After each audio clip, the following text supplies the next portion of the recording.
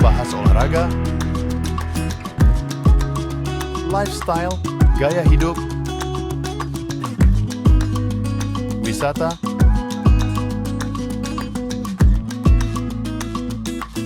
budaya,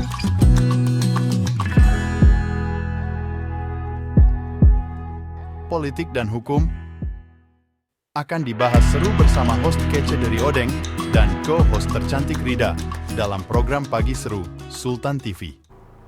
Kembali lagi pemirsa bersama kami di Pagi Seru, ulas berita no kaku-kaku.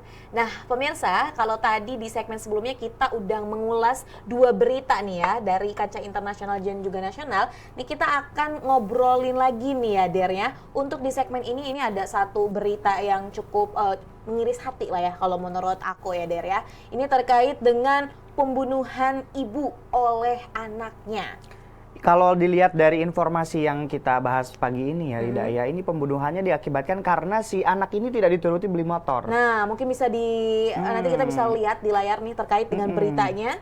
Yes. Ini dari melansir dari Tribun Jabar ya. Ini sosok Rahmat atau dari Kompas TV ini. Anak bunuh ibu pakai garpu tanah di Sukabumi diduga karena kesal tak dibelikan motor. Ya Allah, itu sadis banget sih. Ya kalau menurut aku sih, kalau dilihat dari fotonya ya dari berbagai sumber itu kayaknya anak ini adalah anak yang spesial. Ya dari ekspresi wajahnya jadi kelihatan innocent gitu. Jadi memang agak lain ya kalau dilihat gitu. Tapi kalau ini ya untuk sosok Rahmatnya ini, yang anaknya ini sebenarnya umurnya udah sekitar 26 tahun ya. Betul, justru itu tapi dia kemarin yang Rida bilang tadi itu ya. Nah, ini kita lihat mukanya. Nah, tapi memang terlihat lebih apa ya, kayak nggak 26. Yes, terlihat memang punya sedikit hal yang berbeda daripada orang pada umumnya ya. Betul sekali. Dan dia merasa tidak bersalah setelah itu. Bahkan meminta orang lain untuk membunuh dia juga. Iya, itu ada beberapa juga berita yang menyebutkan seperti itu. Dan itu menjadi satu hal yang miris ya. Sebenarnya ya, kalau semisal ini kita mungkin bisa melihat dari sisi psikologis. Entah kenapa ya, akhir-akhir ini banyak banget berita tentang pembunuhan yang berseliweran. Dan sebenarnya yang paling itu bisa dilihat itu garpu tanahnya, kebayangkan kayak gimana gitu, kayak aduh, udah ngeri ini ya. Ya, bahkan kita kalau misalnya luka sedikit pun ya kita terasa sakit dan mengerikan ya. Nggak kebayang orang melakukan hal sekeji itu gitu. Artinya di mana akal dan pikirannya. Dan yang aku rasa ya, yang perlu ditingkatkan saat ini adalah khususnya untuk anak-anak muda ya, itu adalah pendidikan moral dan agama yang paling penting. Aku setuju banget karena sekarang di era digitalisasi orang itu lebih mudah ya dalam mengakses informasi melalui ponselnya kayak gitu. Tapi kadang nih ya anak-anak zaman sekarang tuh insecure, terus sudah gitu sering compare atau membandingkan dirinya dengan orang lain. Akhirnya tadi contohnya orang-orang punya motor ternyata dia nggak punya, ya udah. Gimana saya supaya bisa punya motor ya tadi minta ke orang tuanya nggak bisa, ya udah melakukan tindakan kriminal. Betul sekali, dan ini juga yang perlu dicegah ya oleh masyarakat kita ya. Terus juga kan kalau di lembaga sensor itu ada namanya budaya sensor mandiri. Artinya sensor mandiri itu tidak hanya tontonan di televisi, tapi di internet juga kita harus bisa membentengi diri ya. Dan ini tugas orang tua pastinya juga. Betul. Edukasi dari orang tua, dari orang terdekat, dari lingkungan, dari sekolah itu paling penting. Makanya kadang kalau aku lagi kumpul sama keluarga nih, ponakan itu kan kadang-kadang nangis tuh minta handphone, aku lebih pilih ngajak dia jajan ketimbang untuk memberikan gadget. Ya karena dia nggak tahu ya, terkadang mungkin scroll ada video kekerasan dan lain sebagainya. Jadi akan terbentuk perilaku yang sama dengan tontonan yang dia lihat. Dan kalau misalnya kita lihat gitu ya, berbagai mungkin pembuat video dan yang lain-lainnya itu kadang juga hanya mengambil keuntungan semata gitu. Ya udah, mengemasnya dengan cara yang sebenarnya enggak apa-apa kok. Contohnya kartun. Kartun ini dikemas, ya udah, kartun tuh orang-orang akan expect-nya adalah ya kartun tuh buat anak kecil. Tapi ternyata dalam kartunnya udah kekerasan, ada tindakan hal-hal yang memang tidak patut untuk dicontoh untuk anak-anak seperti itu. Betul, jadi mudah-mudahan ini nanti kasusnya segera selesai oleh pihak yang berwajib juga segera menyelesaikan dan juga memberikan hukuman yang setimpal untuk pelaku. Dan kita masih membahas seputar pembunuhan nih. Kasus pembunuhan ini viral lagi karena filmnya sedang naik Aku tahu nih film apa nih. Apa nih kira-kira? Kayaknya Vina ya? Betul. Oke. Jadi memang semalam juga kebetulan aku habis nonton filmnya. Dan menurutku filmnya ratingnya 8/10. Wow, semenegangkan itukah itu? Mungkin menegangkannya lebih kepada proses pembunuhannya itu. Kalau misalnya mungkin kayak hantunya atau dan lain sebagainya sih mungkin itu biasa aja lah ya, khas film horor Indonesia. Tapi di sini memang sutradara dan juga pihak produksinya mengangkat penyebab dari pembunuhan ini. Karena awalnya kan memang simpang siur ya. Iya, betul. Keluarga mengiranya itu memang kecelakaan. Bahkan katanya salah satu pembunuhnya datang ya, ngasih tahu bahwa dia kecelakaan. Nah itu dia yang kayak, aduh nggak habis fikri deh ya.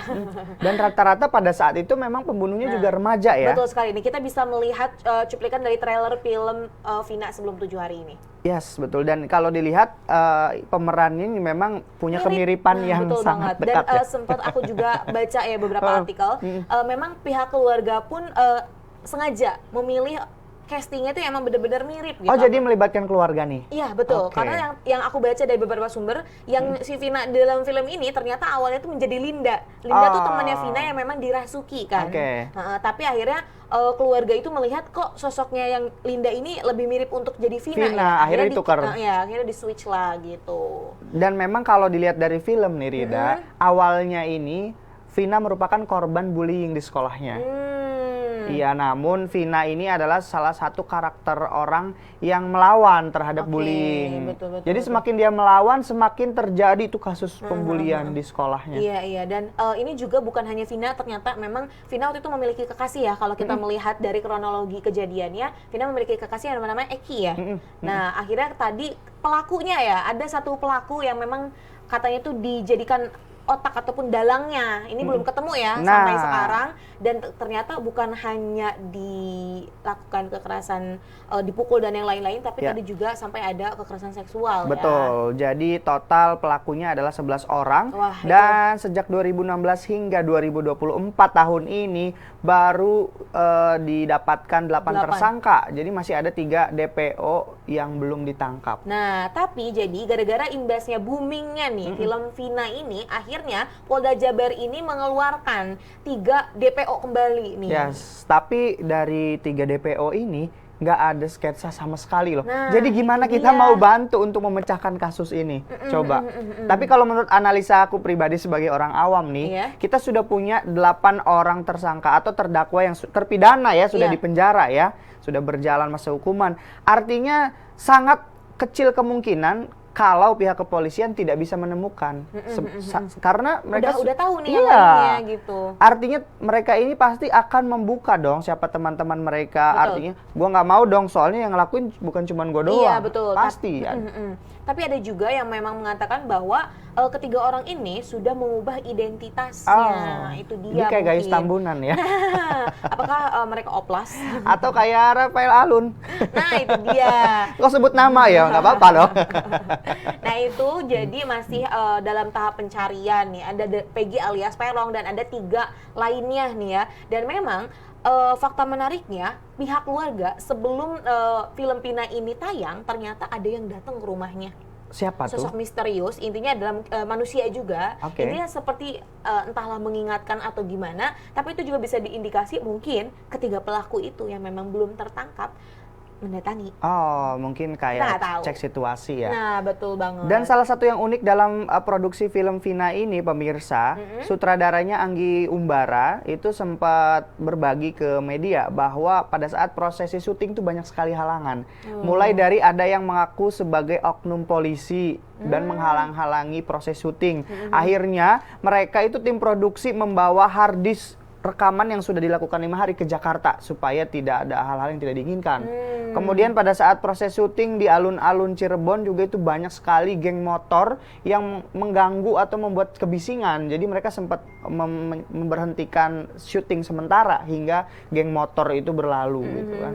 Jadi memang banyak ya, banyak gangguannya. Tapi sebenarnya ketika film ini muncul pun ada banyak reaksi dari warganet. Apa ada yang berkomentar bahwa nggak usah lah dijadiin film horor, harusnya dokumenter saja. Dan sebenarnya kayaknya nggak layak dan lain-lain. Tapi ternyata ini membawa satu angin segar mungkin untuk bagi keluarga. Ya tadi salah satunya ketika film ini boom, akhirnya tadi 3 orang yang memang belum tertangkap ini langsung dicari lagi nih gitu kan sama pihak kepolisian. Mungkin setelah ini akan ada yang menaikkan status film ini jadi dokumenter kayak salah satu kasus kemarin Cyanida. Iya, betul. Dan itu sempat rame lagi meskipun sekarang sudah turun lagi.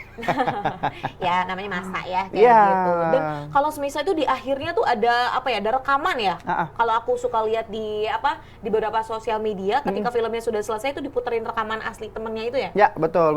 Di bagian akhirnya itu memang dari pihak keluarga itu memberikan rekaman itu. Jadi untuk memang mirip banget sih. Mirip dengan yang di film dan di rekaman yang terakhir. Hampir semua kalimat yang diucapkan dalam kenyataannya itu difilmkan. Dan yang agak sedikit mengetuk pintu hati aku nih ya Rida, bahwa dalam film ini diceritakan bahwa si dalang utamanya, pembunuh utamanya ini adalah anak pejabat tinggi negara.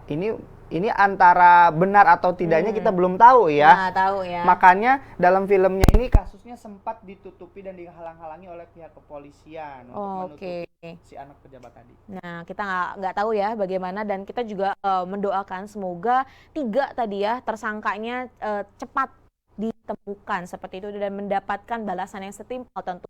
Dan ini menjadi perhatian khusus ya buat aku sendiri. Ini kadang pelaku pembunuhan itu memang kudu dihukum seberat-beratnya deh gitu.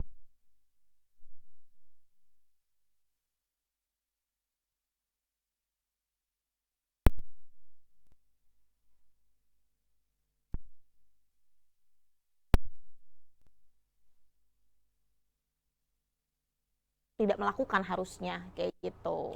Baik, dan juga pemirsa, kita doakan semoga 3 DPO ini segera ditemukan dan pastinya almarhumah Vina tenang di sisinya ya. Amin. Jadi pemirsa, setelah ini kita juga masih akan bahas informasi lainnya yang akan memberi inspirasi. Untuk itu jangan kemana-mana, tetap bersama kami di Pagi Seru. Membahas olahraga, lifestyle, gaya hidup, wisata,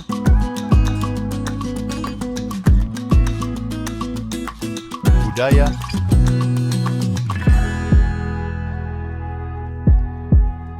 politik dan hukum akan dibahas seru bersama host kece dari Odeng dan co-host tercantik Rida dalam program Pagi Seru Sultan TV.